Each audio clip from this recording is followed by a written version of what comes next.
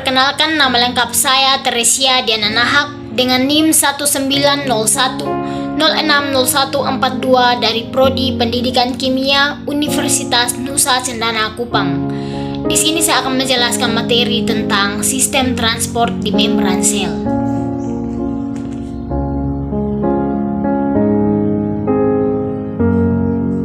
Baik, kita masuk pada agenda pembahasan. Di sini terdapat dua agenda pembahasan, yaitu yang pertama tentang transportasi transmembran.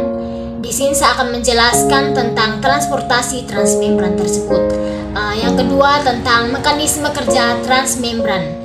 Di sini saya akan menjelaskan cara kerja dari transmembran tersebut. Kita masuk pada materi yang pertama tentang transportasi transmembran. Salah satu fungsi dari membran sel adalah sebagian media transport bagi sel. Transport melewati membran sel cukup penting dalam menjaga homeostatis dalam sel. Transport membran sel itu sendiri merupakan proses pengangkutan materi atau molekul dari daerah yang konsentrasinya tinggi ke daerah yang konsentrasinya rendah tanpa menggunakan ATP atau adenosin trifosfat, atau proses pengangkutan molekul dari daerah yang konsentrasinya rendah ke daerah yang konsentrasinya tinggi dengan menggunakan energi hasil metabolisme ATP, dan kedua proses tersebut berlangsung secara terpadu untuk menjaga keseimbangan molekul biologis di dalam sel.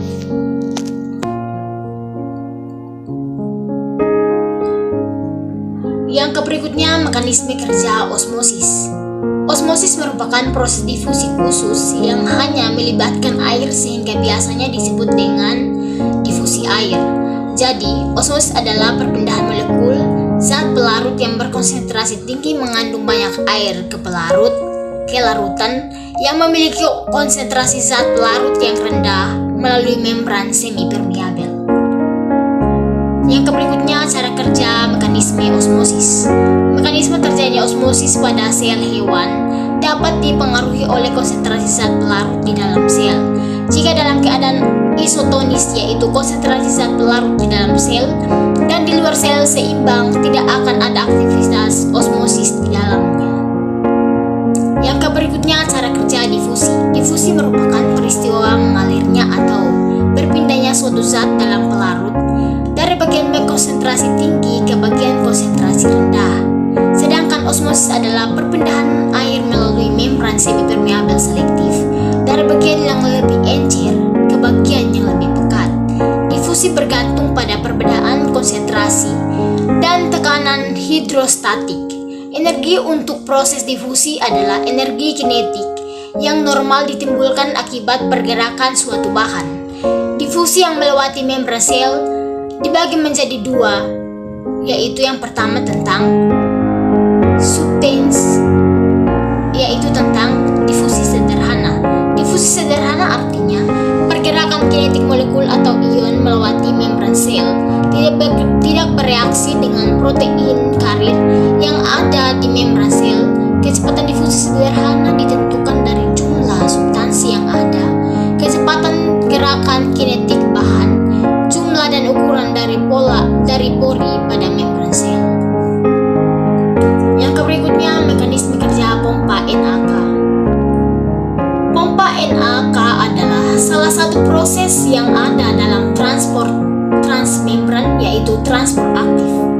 Pompa NaK masuk dalam jenis transport aktif karena membutuhkan energi dalam pekerjaannya. Dalam sel hewan terdapat ion natrium dan kalium yang cukup penting dalam menjaga proses fisiologis di dalam sel dan membantu menyeimbangkan volume sel.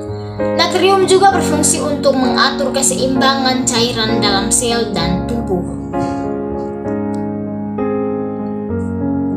Yang berikutnya, mekanisme kerja eksositosis dan endositosis. Eksositosis adalah mekanisme untuk mentransfer materi keluar dari sel. Organel sel yang memiliki peran dalam proses ini adalah aparatur Golgi yang melakukan pengemasan menjadi vesikula untuk disekresikan. Vesikula yang terbentuk dari aparatus Golgi akan dipindahkan menuju membran sel. Yang berikutnya cara kerja endositosis. Endositosis adalah mekanisme untuk memasukkan makromolekul ke dalam sel melalui membran sel. Terdapat dua jenis proses endositosis. Yang pertama yaitu tentang fagositosis. Pada dasarnya fagositosis adalah kebalikan dari eksositosis, di mana materi ekstraseluler melekat di membran dan terjadi perlakuan ke dalam atau cleavage. Baik, hanya ini yang bisa saya jelaskan. Sekian dan terima kasih.